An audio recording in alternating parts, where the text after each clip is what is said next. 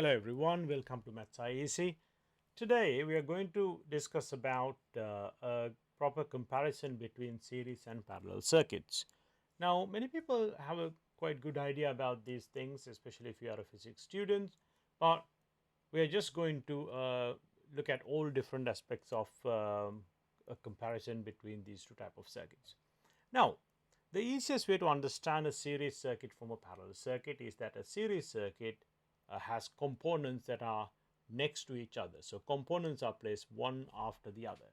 So you can see in this one we have the path like that, and then we have the resistor, then you have a bulb, then you have the next resistor, and like that. Whereas in a parallel circuit they are more side by side on different branches. That is the first difference. Now the next two parts are two differences are kind of connected. There is only one path for the current to flow, therefore the current through each component is the same. Now let's assume the current through this one is 2 amps. So 2 amps will go through this one, through this one, this one, this one. So everywhere in the circuit you have the same current. Very straightforward. However, in a parallel circuit, let's say the current coming out from here is 5 amps. Now this 5 amps comes to this junction, and then now it will split. Now how much of this current goes to this really depends on the resistance of this path and this path, but let's assume this is 1 amp in this example. Now 5 take away 1, the remaining 4 amps will go down this route. Now let's say out of this 4, 3 amps go that route, then the remaining 1 amp, 4 take away 3, 1 will go this way.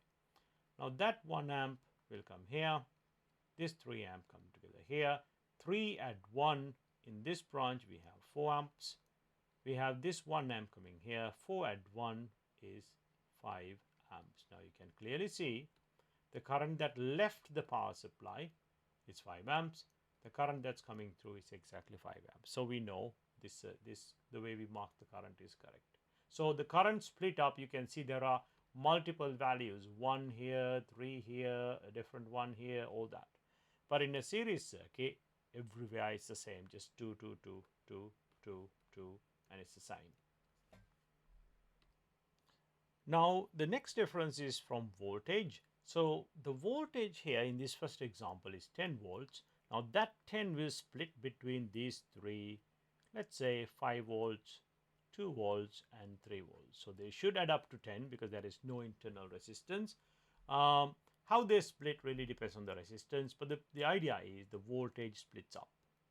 Now in a parallel circuit, you got 8 volts here, you have 8 volts across this, 8 volts across this, and 8 volts across this. So the voltage does not split up in a parallel circuit.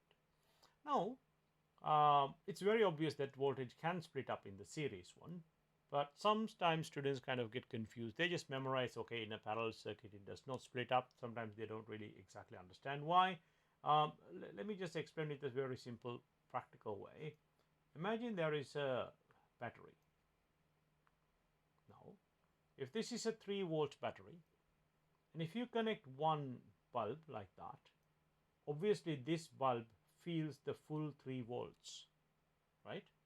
Now what if you connect another one like that? Now that also gets the same 3 volts, isn't it? So these two are in parallel and they both have the same potential difference. Whereas in a series circuit, let's say this is a battery with 3 volts, you connect this and that. Now 3 volts is across both of them, so the voltage has to split. Now the next difference is that in a series circuit, if a fault develops in one component, all others will not work. Now let's say this bulb breaks, something happens. Now you can clearly see there is a gap in the circuit. So when there is a gap, current cannot pass through. So what will happen? None of the other components will work, so everything will break. However, Imagine in the parallel circuit, let's say this one again got damaged. Now, no current can go through that branch, but current can still go through like that. Current can still go in this branch, so others are still intact. So if a fault develops in one component, others will still work. So parallel circuits are versatile in that sense. Now the next point is about controlling these components. Now let's say in a series circuit, if you put a switch here, when that switch is off, all of these things are not working.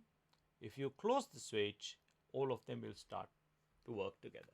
So all components are controlled by one switch together. Whereas in a parallel circuit, the situation is different. Now, if you put a switch here near the power supply, like before, if you turn it off, nothing is working. If it's on, everything will work.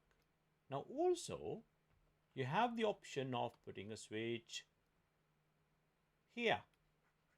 Now if you put a switch here, now that does not affect the other two, it only controls what's on that branch. Similarly, you can add a switch here. Now if you put a switch here, that only controls the bulb. So if you want, you can add a switch here. Now that will control only that resistor. Also, you can add a switch somewhere here. So what will happen now? When this switch is open, these two, the bulb and the resistor, aren't working. When this one is closed, they will start to work. But the top resistor will work irrespective of whether that switch is on or off.